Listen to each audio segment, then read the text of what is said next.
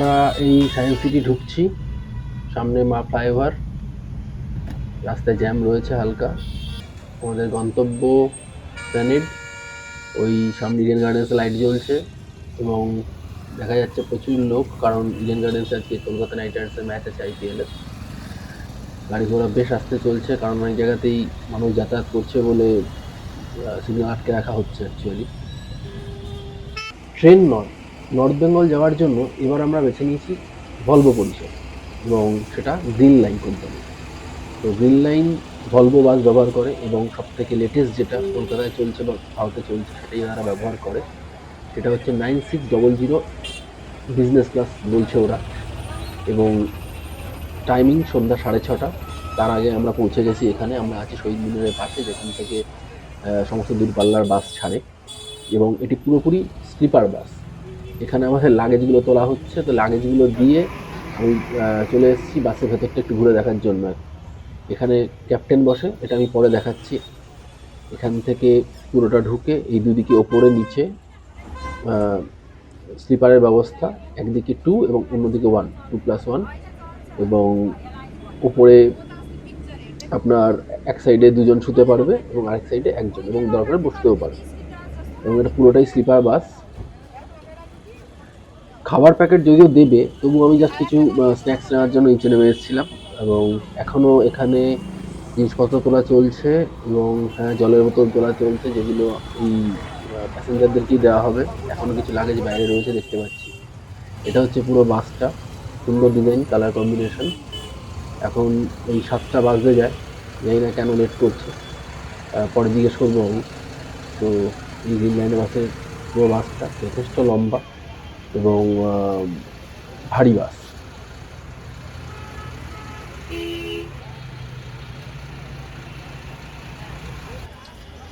এটা Volvo BS6 সিরিজের বাস, business class sleeper, এবং এটা হচ্ছে বাসের সামনের দিকটা, কাছে কিছুটা ফাটা আমি দেখতে পাচ্ছি অলরেডি।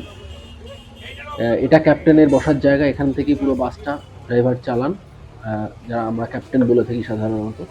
যথেষ্ট স্পেসিয়াস এবং যথেষ্ট লেগ রুম রয়েছে। এইটা হচ্ছে ডবল স্লিপারে যে 2জন শোয়ার জায়গা একসঙ্গে। 2জন আলাদা আলাদা মানুষ হতে পারে, একজনও ফ্যামিলিও হতে পারে। আর এটা হচ্ছে সিঙ্গেল। কেউ যারা সোলো ট্রাভেল করে তারা সাধারণত ওই সিঙ্গেল পোর্শনটা নেওয়াই বেশি পছন্দ করে, প্রাইভেট হয়ে যায় পুরো এরিয়াটা। এবং এই দেখা যাচ্ছে যে এখানটা পুরোটা অনেকটা স্পেসিয়াস। এখানে এই ডিজিটাল স্ক্রিন রয়েছে, এখানে সিনেমা দেখা যেতে পারে, রয়েছে এই কার্টেন। যদি 2জন আলাদা মানুষ হয় তাহলে এটা মাঝখান দিয়ে ভাগ করে দেওয়া যায়। লাগেজ স্পেস রয়েছে বেশ খানিকটা, জলের বোতল রাখার জায়গা, অনেক কিছুই রয়েছে। এবং এই রাত্রে ঠান্ডা লাগলে তার জন্য কম্বল রয়েছে, কারণ এসি ফুল স্পিডে চলে এখানে। এবং বাকিটাও আমি দেখাচ্ছি। তো এখানে পর্দাও রয়েছে, যাতে পুরো বাইরের সাথে আলাদা করে দেওয়া যায়। এগুলো হচ্ছে এসি ভেন্ট, টোটাল 4টে রয়েছে। পায়ের দিকে একটা রয়েছে এবং মাথার কাছে একটা রয়েছে, আমার ডান দিকেও তাই, পায়ের কাছে একটা, সামনে একটা। আর এটা হচ্ছে কন্ট্রোল প্যানেল, এটা নিয়ে পরে আসছি। এটা হচ্ছে হেলান দেওয়া বসার জায়গা, বালিশ রয়েছে। আর এটা হচ্ছে হেডফোন, যেটা দিয়ে ওই টিভিতে কিছু সিনেমা বা কিছু দেখলে আমরা সেটা শুনতে পারি আওয়াজ। এখানে ফোন রাখার জায়গা, এবং এটা হচ্ছে USB চার্জ। দুজনের জন্য 2টো আলাদা আলাদা চার্জিং পয়েন্ট। এখানে USB 3.0 এবং সি পোর্টও রয়েছে। এবং এটা হচ্ছে টিভির কন্ট্রোল প্যানেল অ্যাকচুয়ালি। রিমোট এটা এই বাসে নেই, এখানে টিভিটা কন্ট্রোল করা যায়।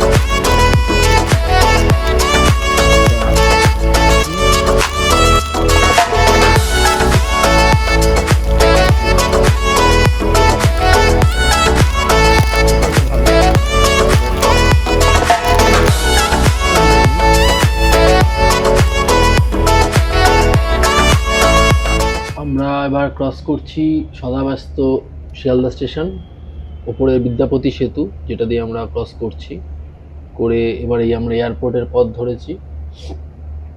কপাল ভালো থাকলে আমরা কোনো ফ্লাইট দেখতে পাবো। এবং হ্যাঁ, বলতে বলতেই একটা ফ্লাইট নামছে। এটা কোন কোম্পানি ফ্লাইট এখনো বুঝতে পারছি না, বাট সম্ভবত লেজটা দেখে ইন্ডিগোই মনে হচ্ছে। রাস্তায় জ্যাম রয়েছে মোটামুটি। ঘড়িতে 9:30 বাজে, একটু বেশি। এবং আমরা মোটামুটি টাইমেই এসে পৌঁছেছি কৃষ্ণনগর। এখানে আমাদের রাতের ডিনারের জন্য হল্ট দেওয়া হয়েছে অ্যাকচুয়ালি। এবং দেখলে বুঝতে পারবেন এখানে পরপর সব ভলভো বাসই দাঁড়িয়ে আছে, দূরপাল্লার বাস, এবং সবই মোটামুটি শিলিগুড়ির দিকেই যাচ্ছে।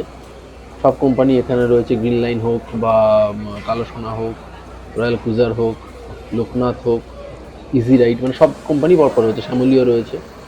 এখানে অনেকেই অনেক ভারী কিছু খেয়ে নিচ্ছে ডিনারের জন্য, বাট আমার বাসের ট্রাভেলে কখনোই খুব ভারী খাওয়া আমার পছন্দের না। তাই জন্য আমি নেমে চা খেলাম এবং সঙ্গে একটা ডিম টোস্ট। তো আশা করি এটাতেই হয়ে যাবে। আর এবার গাড়ি ছাড়বে, তো গাড়ি বেরিয়ে মানে সামনে থেকে বেরিয়ে এসে এই রাস্তার পাশে দাঁড়িয়েছে। এটা কৃষ্ণনগরের বিখ্যাত সরপুরি ভাজা এখানে পাওয়া যায়। সববাসী মোটামুটি ছাড়ছে, তো আমার বাসেরও ছাড়ার সময় হয়ে গেছে। তো যাওয়া যাক। আমরা এখন দাঁড়িয়েছি পলসন্ডা, জায়গাটার নাম আমি চিনি না, জানি না এক্স্যাক্ট কোনখানটায়, বাট কেউ সম্ভবত হালকা খাওয়ার জন্য নেমেছে আর কি। এবং সেই জন্য আমিও নিচে নেমে একটু বাইরে এসেছি। তো হাইওয়ের একদম পাশে এবং পরপর গাড়ি ছুটছে। আর এবং ওই দূরে দেখা যাচ্ছে দুজন লোক, তারা নেমে হাঁটতে হাঁটতে অনেক দূরেই চলে গেছে, মানে বাসের হর্ন দিয়ে তাদেরকে আনা যাচ্ছে, এরকম অবস্থা। জানি না এরা বোঝে না নাকি জানে না। আমরা এখন ক্রস করছি অন্ধকারে ফারাক্কা ব্রিজ। অন্ধকারে খুব একটা বেশি বোঝা যাচ্ছে না, বাট দূরে যারা ফারাক্কা ব্রিজ ক্রস করেছেন আর কি, তারা এই দূরে আলো দেখে বুঝতে পারবেন এটা ফারাক্কা ব্রিজ ক্রস করছিলাম। সত্যি বলতে রাতের ঘুমটা খুবই ভালো হয়েছে। এখন ওই সূর্য উঠছে, আকাশ লালচে হয়ে এসছে, দেখতেই পাচ্ছেন। এবং বাসে বলে যে খুব ঝাঁকুনি বা কিছু এরকম কিছু না, সত্যি খুব আরামের। ঝাঁকুনি একেবারে সেরকমভাবে বোঝাই যায়নি, খুবই ভালো এসেছি। হ্যাঁ, রাতে ড্রাইভার একটু কয়েকবার একটু জোরে চালাতে গিয়ে বা রাফিয়ে করতে খুব বাজেভাবে ব্রেক কষেছিল, যেটাতে ভাগ্য ভালো কারোর সেরকম কিছু হয়নি। বাট বাস এখন মোটামুটি চলছে। আমরা উত্তরবঙ্গে অনেকটাই ঢুকে গেছি, শিলিগুড়ির কাছাকাছি আমরা। সূর্য উঠছে, সানরাইজ দেখা, খুব সুন্দর সানরাইজ অ্যাকচুয়ালি দেখা যাচ্ছে পুরোটা। আমরা দেখতেই এলাম। এবং রাস্তাও এখানে এখন খুব সুন্দর। এবার ঢুকে গেছি আমরা শিলিগুড়িতে। চা বাগান অলরেডি চোখে পড়তে শুরু করেছে। আর চা বাগান চোখে পড়া মানেই এবার পাহাড় কখন দেখা যাবে সেই একটা ভাবনা মাথার মধ্যে চলে আসে। তো আমরা বাগডোগরা ঢুকছি। বাগডোগরা হয়ে শিলিগুড়ির দিকে বাস স্ট্যান্ডের দিকে যাবে। এবং বাগডোগরার মধ্যে দিয়ে আমরা ক্রস করছি এখন। একের পর এক চা বাগান, মানে অলরেডি যারা চা পাতা তোলে তাদের কাজ শুরু হয়ে গেছে। বাস পৌঁছে গেছে গন্তব্যে।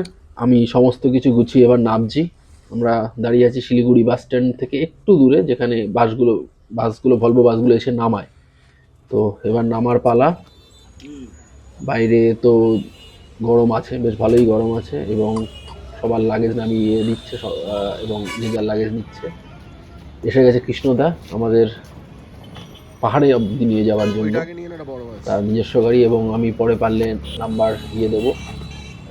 খুবই হেল্পফুল এবং খুবই ভালো ভালো মানুষ। গল্প করতে করতে আমার চেনা। এবং এই তার ট্যাক্সি সুইফট ডিজায়ার। তো এটা করেই আমরা আপাতত আমাদের গন্তব্য হচ্ছে বিজনবাড়ি। তো সেই দিকেই রওনা দিলাম। বাকিটা পরের ব্লগে।